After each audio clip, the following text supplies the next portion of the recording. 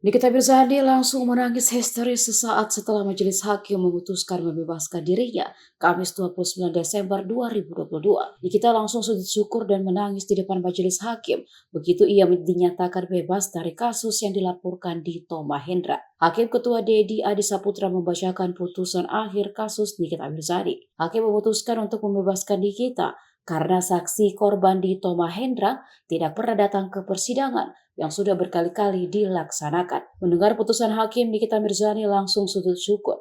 Ibu tiga anak itu pun menangis histeris seraya berteriak. Usai hakim membacakan putusan, sahabat Nikita Mirzani dan pengacaranya Fahmi Bahmid pun langsung memeluk Nyai. Atas putusan hakim ketua, pengacara Nikita Fahmi Bahmid pun mengaku merasa puas. Untuk diketahui, Nikita Mirzani ditahan di rutan kelas 2B Serang, Banten sejak 25 Oktober 2022. Nikita Mirzani didakwa pasal berlapis yakni pasal 36 Jungto pasal 27 ayat 3, Jungto pasal 51 ayat 2 Undang-Undang ITE. Kedua pasal 27 ayat 3 Jungto pasal 45 ayat 3 Undang-Undang ITE, dan ketiga pasal 311 KUHP.